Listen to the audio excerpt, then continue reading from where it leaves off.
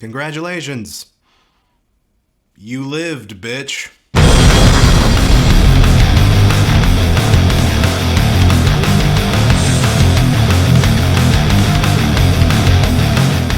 I mean, to have made it through everything that happened in 2020, that in and of itself is an achievement. Just given everything that we as a people globally have had to deal with in that miserable year. Like, looking back on all of that, people, can I be real with you? Even making a video like this just feels kind of trashy. In a year where natural disasters ran rampant, political and social malfeasance created absolute havoc, and where a deadly global pandemic killed hundreds of thousands of people and continues to kill more every day, do you really want to hear some internet weirdo piss baby cry and moan about how Eminem did a poopy? Like, even bothering to make a video like this almost feels icky, you know? Not only because, man oh man, did we have other shit to worry about in 2020, but also because, if I'm being completely honest, 2020, as far as the music goes at least, wasn't really all that bad. I honestly had a tough time filling this list out. Not that bad music didn't happen, but I don't know, maybe it was just how the landscape shifted in the year, maybe it was just because we had all of our minds on much more pressing matters, or hell, maybe it's just because I'm getting old and it's starting to get hard to get really huffy about petty, meaningless shit like this. I'd take that bet, personally. For whatever reason, in this miserable hell pit of a year, most of the music was pretty alright, if not downright great in places. So, if this list feels a little low energy, it's only because I personally had way bigger problems to deal with in 2020, and I'm sure most of you did too, so I don't know, y'all, let's just kind of get this one out of the way. Dishonorable mentions.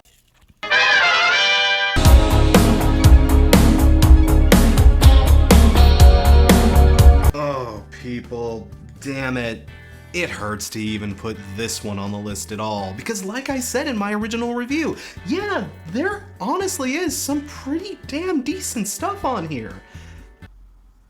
Oh, but even I gotta cop to it, this record is just not good, as a whole at least, and this band is in deep trouble. This record had maybe an EP's worth of good songs that were drowning in tracks upon tracks of meaningless, masturbatory fluff and wank. This band is just the epitome of wank now. The 1975 have become so self-indulgent at this point that they're on the verge of choking themselves to death with their own dicks. I'm convinced that if they don't get, like, a strong producer or a manager or just anyone who can get in there and force them to exercise some discipline and self-restraint, then this band is going to just completely fall apart. It's gotten to the point where many other groups have perfected and even surpassed the thing that the 1975 were originally so good at. They're getting lapped by all these other bands when they should be leading the pack. And y'all, again, I hate to say it, but we don't need the 1975 around anymore if this is all they're gonna do. And it sucks to say that because honestly, I love this band.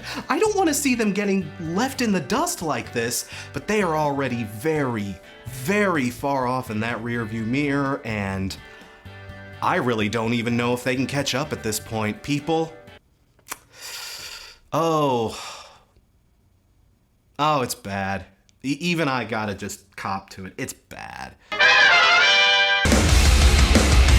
wanna hear about the ups and downs and things that may be? You know how some years the worst list kinda ends up having a general theme? Well, that actually did happen again this year, but it's weird because the theme for this year, for a lot of music in general, was like, oh yeah, that came out this year, didn't it? A lot of this list is populated with, oh yeah, that came out this year records. But with a muir, it was more like, wait, that came out this year?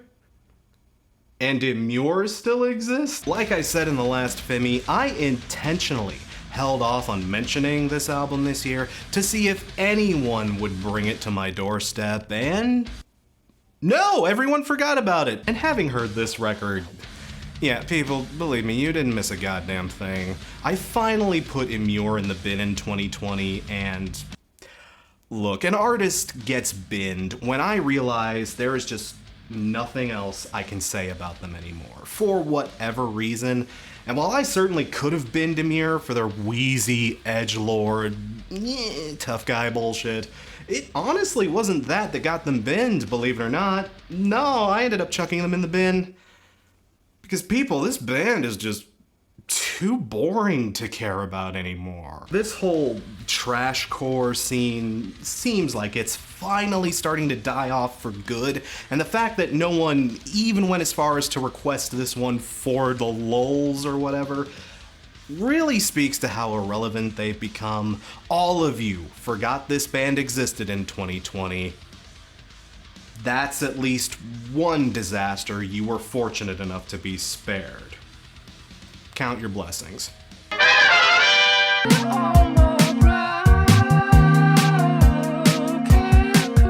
Oh, see, again, this is another record I really hate putting on this list.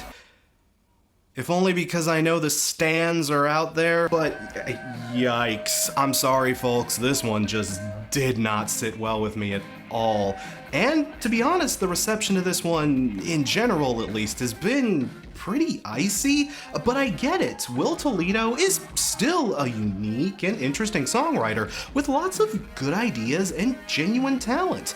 This wasn't a career killer or anything like that, but ooh boy, the synth choices and just the general arrangements behind this record, oh my god, just yikes! Blistering is the only word that comes to mind when I have to describe this album, in its worst moments at least. And while it isn't all bad, like Notes on a Conditional Form, there are some genuinely admirable moments and even decent hooks and melodies buried in there. But man, when it doesn't hit, it's like if nails on a chalkboard could be smug. If I need Excedrin to get through your album, you are not gonna get a glowing review out of me. And while I still do think that Will has talent and potential, I'm begging you, dude, please don't go in this particular direction again, please.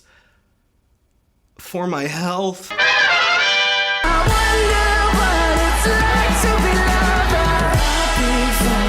Oh man, I know I was being extra cheeky in the Femi where I brought this album up, but people, I'm sorry, that's literally all I can say about this goddamn record. Just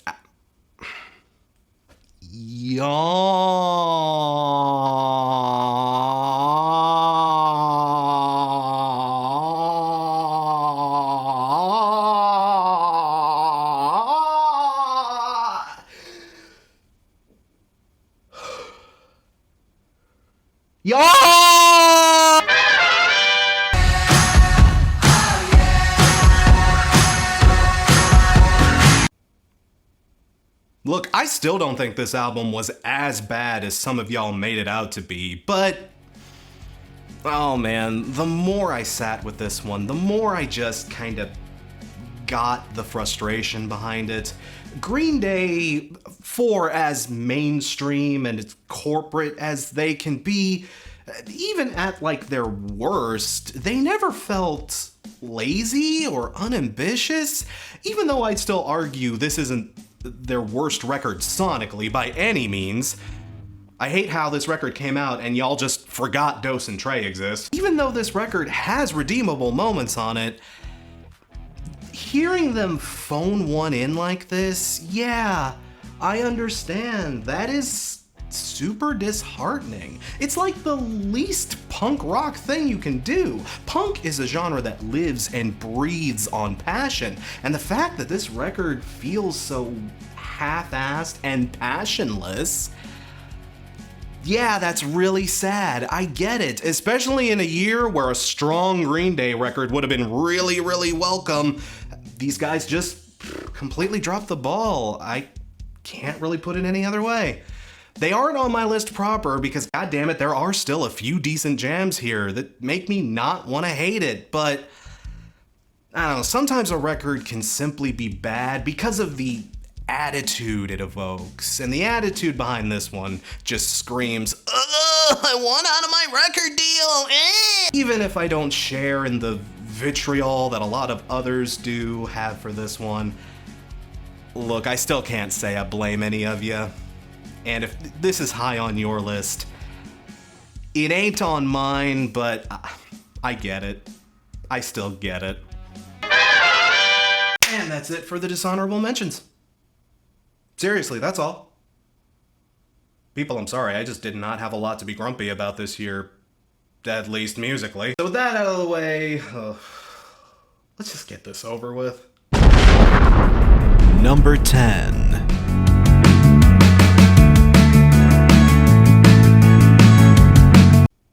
Oh, shut up. This record deserves to be here, and you know it. While there definitely were elements to this record that you could argue were good, or at the very least interesting, almost none of those factors are because of the artist on the cover. The only reason this record sounds at all tolerable is because MGK had the money and support to basically buy the best and brightest to make a pop-punk record for him. And people, look, you can put a dog in a ballroom gown, but that doesn't make it a princess. Oh, even though that doggo is so cute. Oh. Okay, bad example, but y'all get what I'm trying to say here, right? MGK, I'm sorry, the man just does not have a single original thought in his head. He was stealing musical cues from other artists so blatantly and so lazily that many of them threatened to get litigious. Again, another bullet his ass wouldn't have been able to dodge if he wasn't swimming in record label capital. How punk rock! And with lyrics so asinine, they're embarrassing even by the barely non-existent standards of pop punk. Like, man, I really do not see what anyone sees in this record. If you've heard literally any other pop punk artist out there, they do a better job at this than him. Not to mention dude's already on yet another tirade about how he's real and he's legit and how everyone else is posers and fake. I did Warped Tour, and these would wear comfortable shoes on stage every day. Your fucking Nike New Balance in comfy shoes because it makes you feel comfortable. You don't look cool, man. That is that same dumb bullshit that got your ass yeeted out of hip-hop. It's that attitude that makes me hate this goddamn record so much. It's a failed rapper trying to grift everyone into thinking that he's something he's not. Look, if you were one of the ones who dug this album, I don't want to judge. I'm not trying to gatekeep. You do you, but just please promise me you will go out and seek other pop punk artists because so many of them deserve your attention more than this fucking wannabe does. Number 9.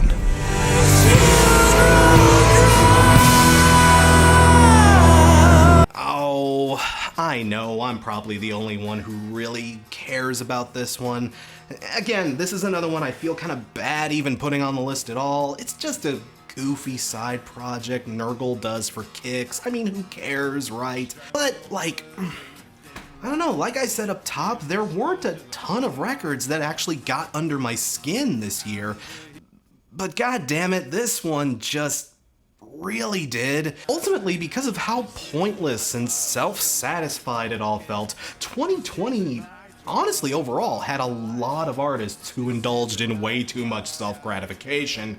Believe me, worse offenders are yet to come. But this record, on top of being so senselessly pleased with itself, was just genuinely unamusing and very uninspired, which is made all the more tragic by the wealth of talented people who participated on this. Corey Taylor, Matt Heafy, Eson, Brent Hines, oodles and oodles of potential on this thing.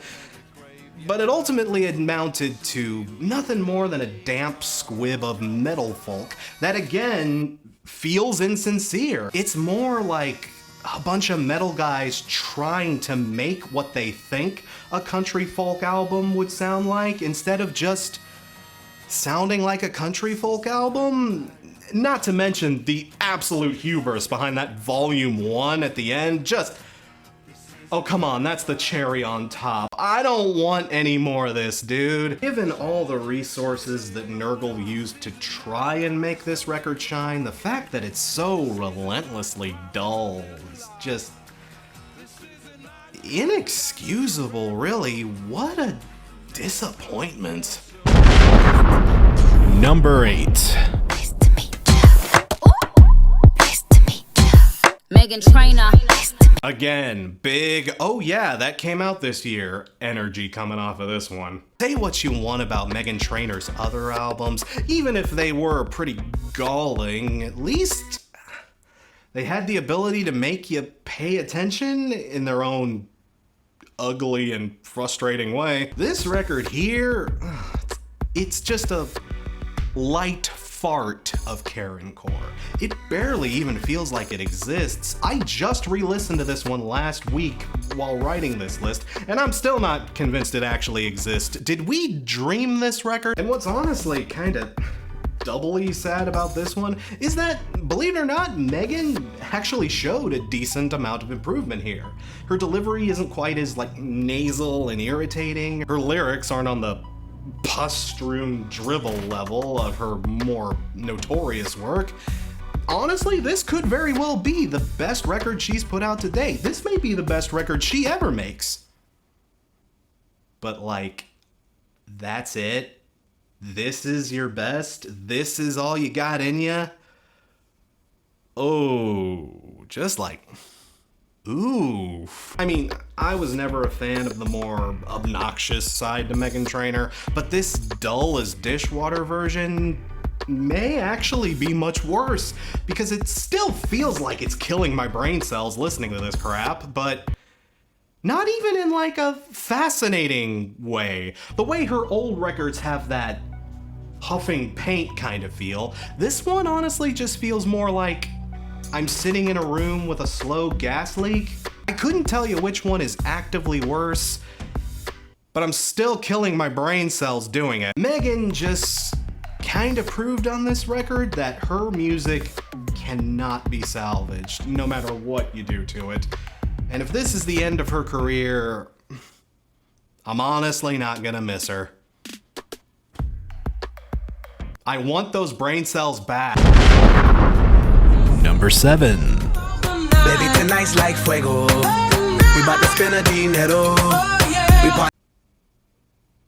The only reason this album isn't higher on my list is because I had no hopes to shatter here. Outside of maybe their super early work in the late 90s and early 2000s, I've honestly just kind of hated everything this band has ever done. I'm sorry, I was never a fan at the best of times. And once the 2010s rolled around, I was so happy to be rid of them. That Super Bowl performance was just... yeah, thank God they were gone after that. But they decided to come back in 2018 with an album that apparently wasn't half bad, at least from what I heard from others. I didn't actually get the chance to get around to that one, but after listening to Translation, any hope of getting a tolerable Black Eyed Peas again was just completely chucked out the window. It's not happening, people. You can never go back again. Who the hell asked them to do reggaeton? Believe it or not, I'm honestly not against this album conceptually.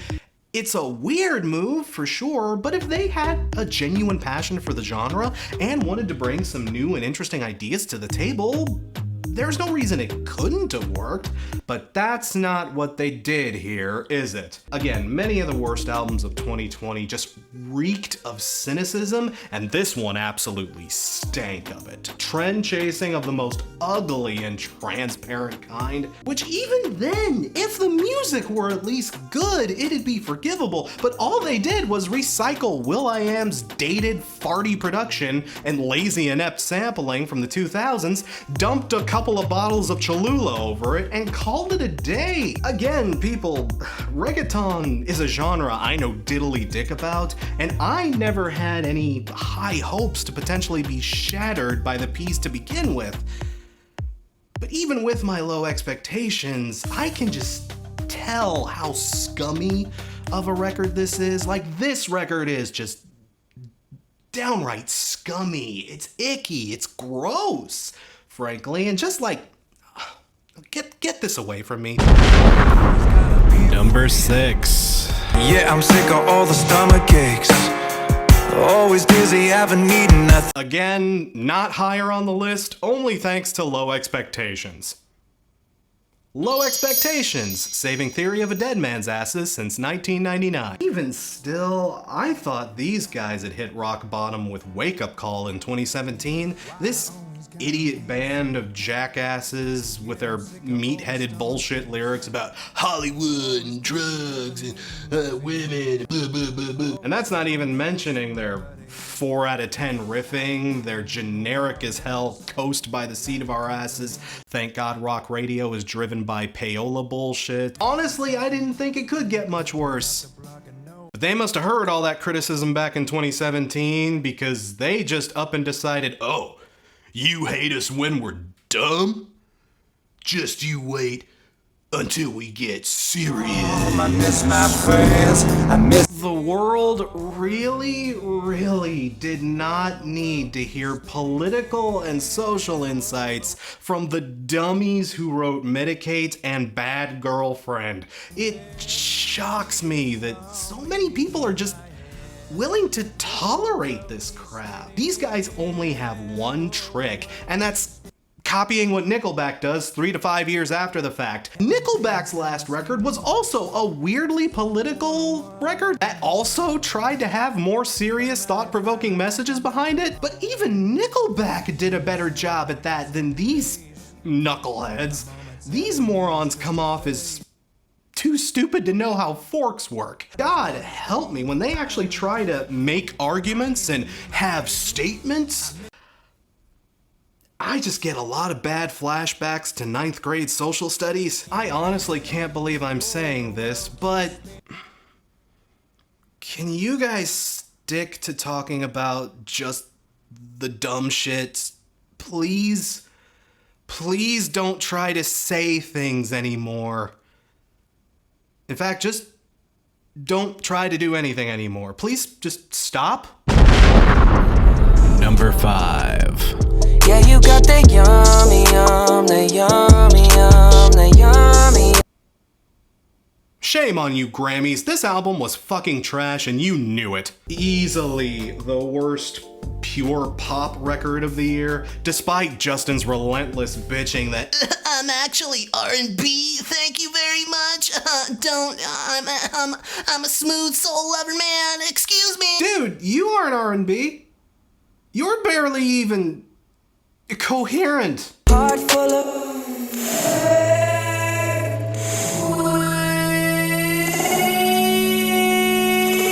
Stay off the west side. Again, a lot of the year's worst albums had artists trying to be something that they weren't. But in thinking about it, I actually had a kind of epiphany with this record. If Justin is being something that he's not on this record, you know, that soulful R&B panty dripper lover man that he wants to be, if that's not who he is, then what exactly even is he? His lyrics and overall presence are way too immature, juvenile, and frankly just stupid to be Mr. Sexy Loverman type, but he's also not really sugary or sincere or anything enough to fall comfortably into a poppier category either. There just really isn't a place for Justin Bieber anymore. Whatever you want to try to call this guy. In the end, it doesn't matter because the only label that really sticks to him anymore is boring. Oh, he's so boring on this record. God, that was another big thing about the worst albums of 2020. So much boring shit. Even the record's more cringeworthy moments, like Yummy, Intentions, or that god-awful track he cut with Lil Dicky of all goddamn people. Yeah, pro tip, if you want to be taken seriously as an R&B guy, maybe don't work with losers like this. Even those songs, in their awfulness, were just kinda bland and kinda mildly off-putting. They're bad, sure, but look, chances are good that Justin loses everything come Grammy night. At least I hope to God. And then we'll all forget this thing existed by March and move on with our lives. Like I said in my original review, I was never actually a part of the Justin Bieber hate train, but after changes, I finally get it. I understand where y'all's grievances come from in that department. I do finally get why the Justin Bieber hate exists. Because he's a giant twerp. Number 4.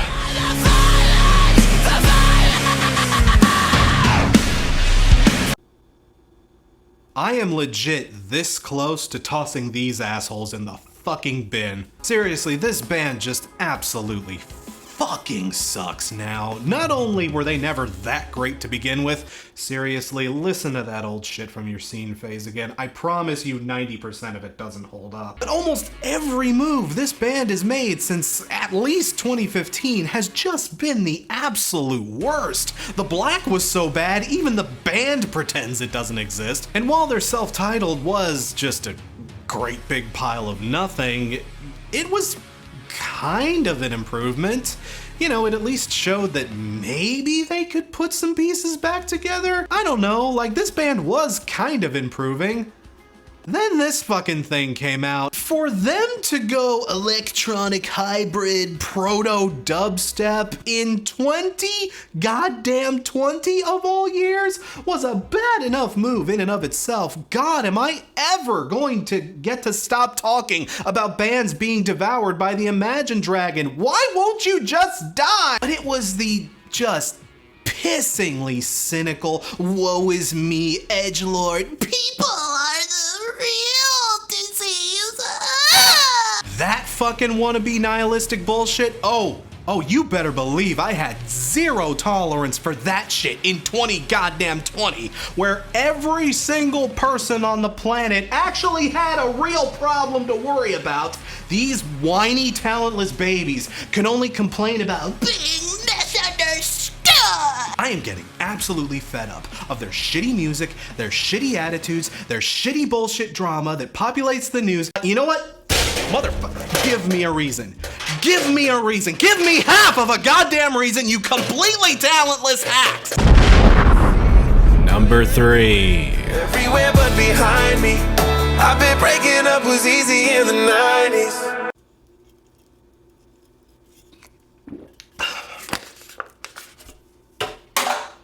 Okay, I feel better now. Yeah, this was a great big pile of shit. Again, it sucks to even have to mention this fucking terrible thing, because as far as my dumbass knows anyway, country actually had a really solid year in 2020. There was lots of good country to be found. At least if you knew where to look, but this lazy as hell, bumpkin ass, terribly produced piece of barely audible garbage left a huge stain on the scene in 2020 and in 2020's music in general. Sam Hunt's insipid, brotastic lyrics are dated and cornball at best, and actually quite skeezy and terrible at their worst. The production choices and instrumentation here too are simply baffling. I'm not saying trap beats can't work in country, but Sam Hunt utilizing that kind of production is like a particularly bad episode of Hee Haw with Marshmello as the musical guest. And like, this record was 6 years in the making? This thing? This low energy, tossed salad of a record took you 6 years, dude. Even by the low standards a lot of people probably had for this guy, this is almost impressively terrible. Lil Uzi Vert didn't fumble as hard with Eternal Atake as Sam Hunt did with Southside. That should speak volumes. There was a lot of great country in 2020. Hell, a decent amount of it actually made my best list, you know? Hint, hint, stay tuned. But one thing I've definitely learned about the genre after spending a year getting my feet wet with it is that, man, when country is good, it can be shockingly, impressively, crazy, goddamn good.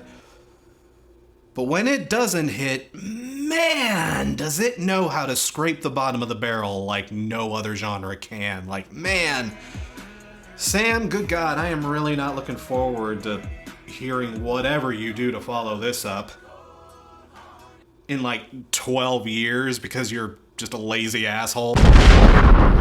Number 2. Tell me about your sweet love as I die.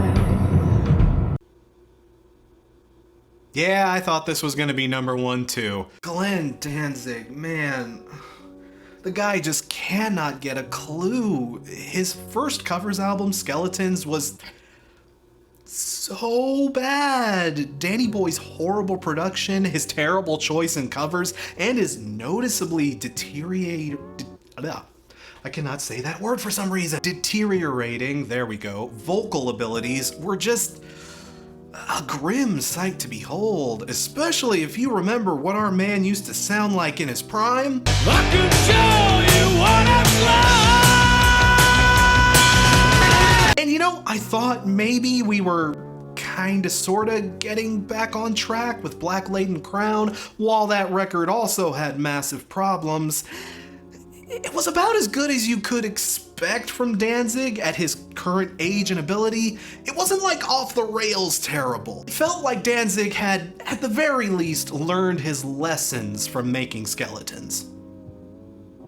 And then he immediately forgot all of those lessons. Oh, good God. This one stings even worse than Skeletons does because, man, think about what could have been with this record. Danzig always was kind of considered an Elvis for metalheads, and if Danny Boy just insists on doing covers albums now, well, you know, doing covers of the guy he's basically been cribbing notes from for the last 40 years now, sure, that has so much potential. If this had been announced 20 or hell even 10 years ago, that would be reason to get excited. If we had gotten that Danzig to do an Elvis covers album, that would have been amazing. But we didn't get that Danzig on this record. We got broken, bitter, crazy old man Danzig, and people,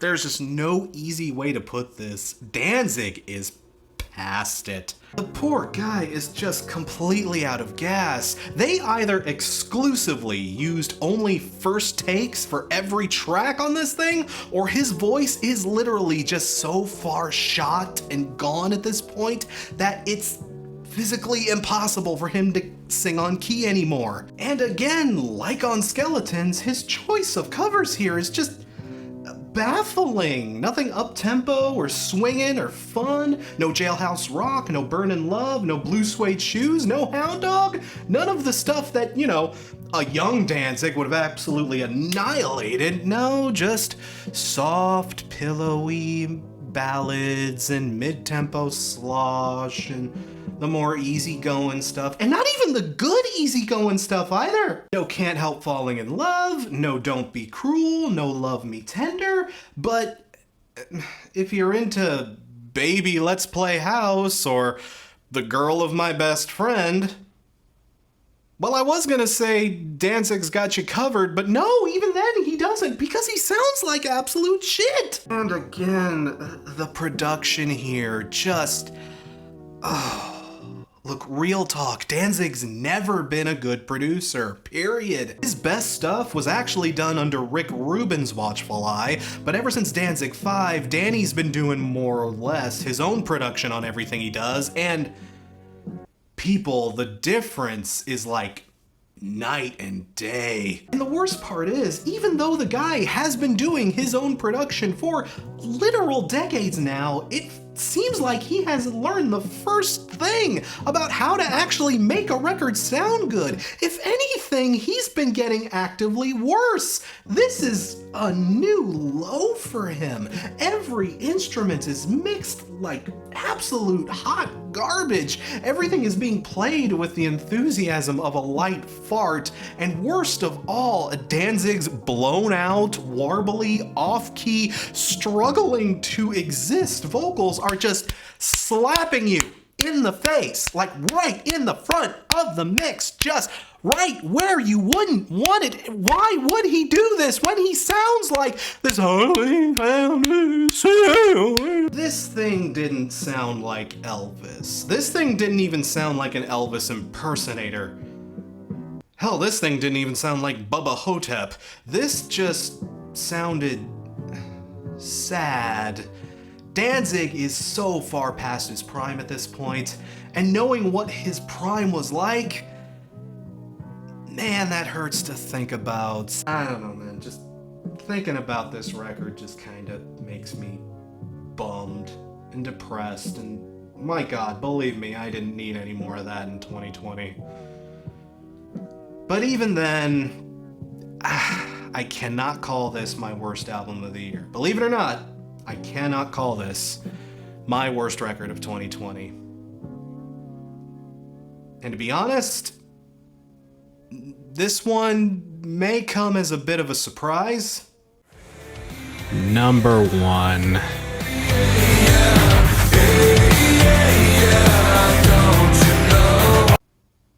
Yeah, I know. I was actually, for lack of a better word, kinder to this record when I originally reviewed it. Ivan Moody finally stopped dwelling on personal crybaby BS in his lyrics, and Zoltan Bathory and Jason Hook actually sounded semi-conscious for this one. So I was like, okay, it's marginally better, I guess, but this band still sounds like absolute trash. They're never gonna get any better, and I'm just sick of all the macho, preening, chest-pounding, wanna-be tough guy bullshit, so I threw them in the bin even before this album became my worst of 2020. Truth be told, this one was gonna be way up there on my list anyway. For most of the year, this was basically gonna be my number 2. I mean, this group is just beyond reproach at this point. I was sick and tired of their antics as far back as Got Your Six. And this album itself is just the same warmed over, wannabe machismo swill you've come to expect from these guys. Like, it wasn't anything even special for them. Like, I was so glad to throw this band in the bin. I was happy to let it rest at number 2 and let Danzig be number 1. Until October rolled around.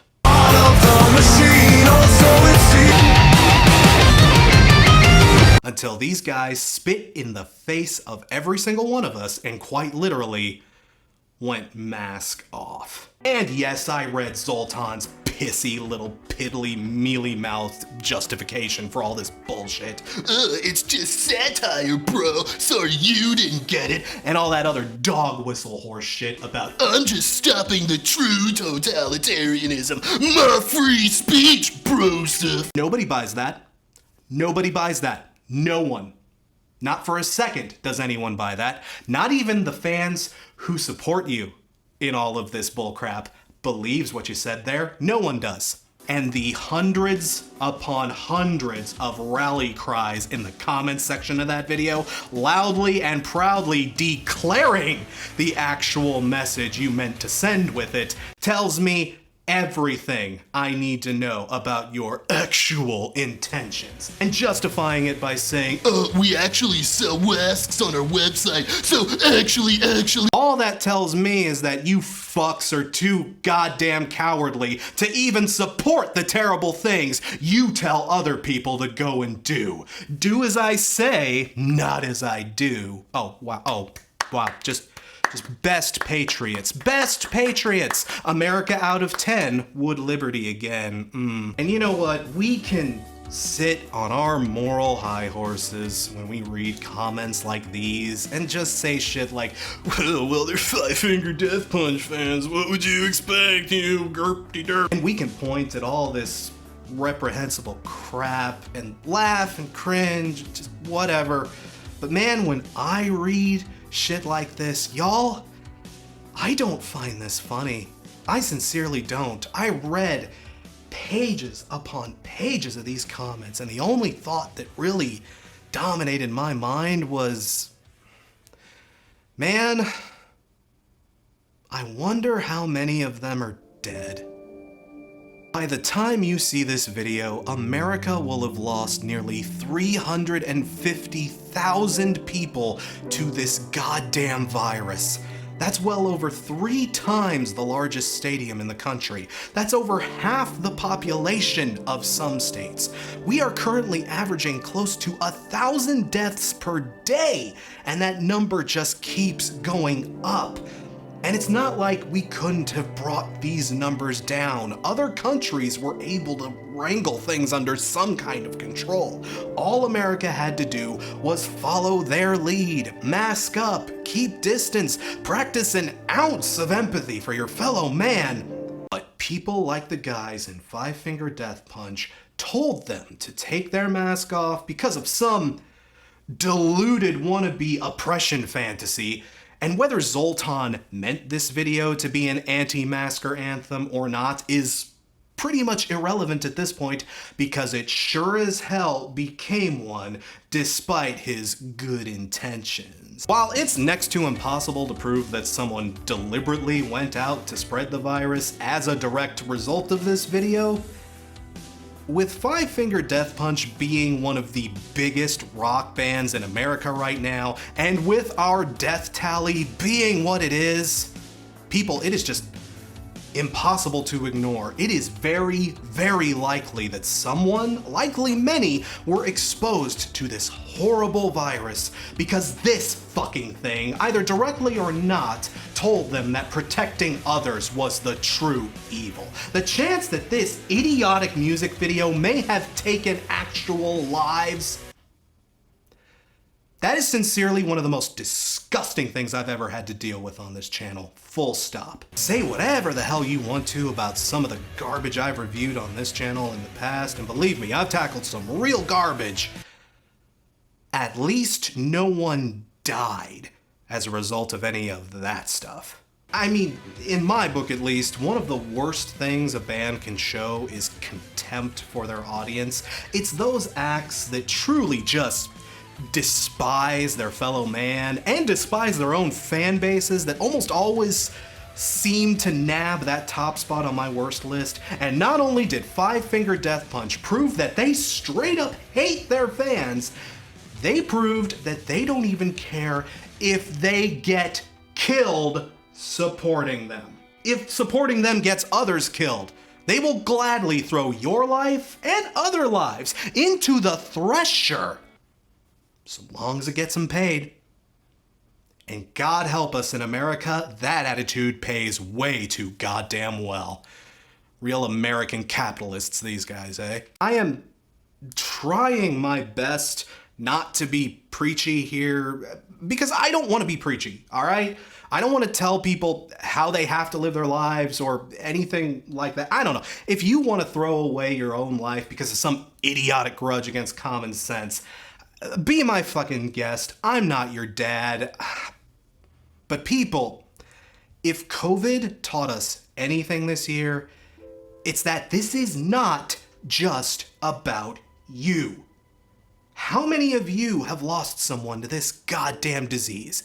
How many of you caught the virus and have had irreparable damage done to your bodies as a result of it? This fucking plague has taken so much from us, from all of us. And the real tragedy here is that none of it had to be this bad.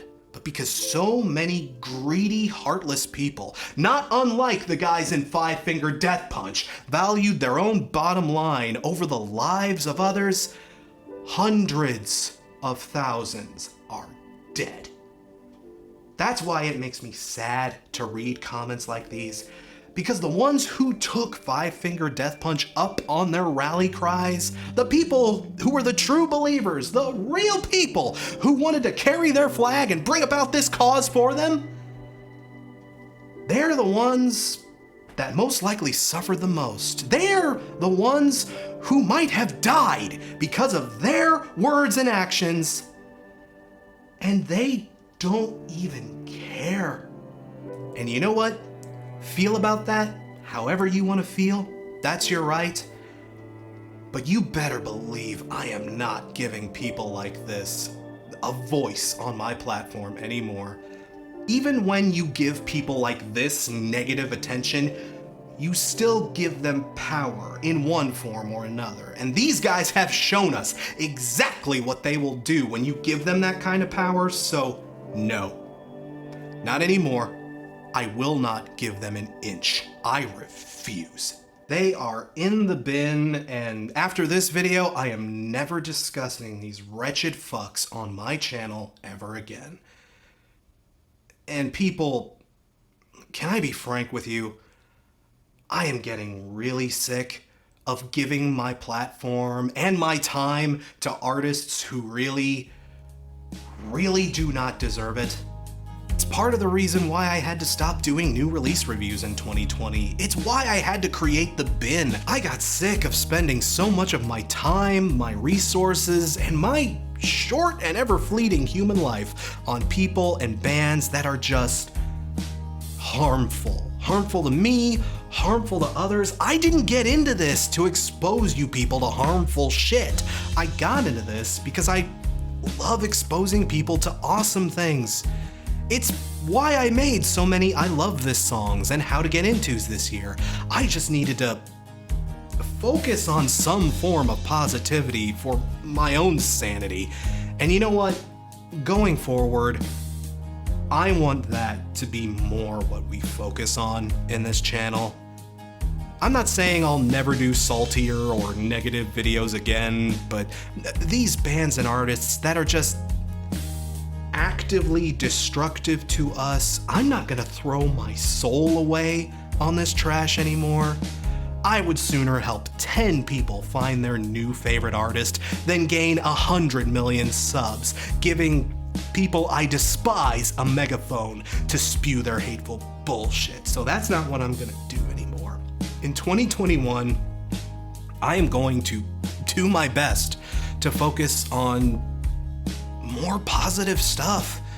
I feel like we could all use that right now, couldn't we? In 2021, we're gonna try to focus on more positive things, you know? Starting with the best of 2020 list. People, I got a lot of cool stuff planned for that. Seriously, stick around. We got much more ground to cover. That's gonna be a much more pleasant video. But in the meantime, that's basically all I've got left to say about the worst of 2020. Let's leave these albums in the past where they belong in that ugly, horrible year. Thanks again for tuning in. Thanks for sticking around and helping us all get through this impossible year together. Sincerely, I appreciate you guys and everything you've contributed to the channel. Until the best list, and until we get rolling into 2021 proper. People, thanks for watching. I'm Crash Thompson, and I will see you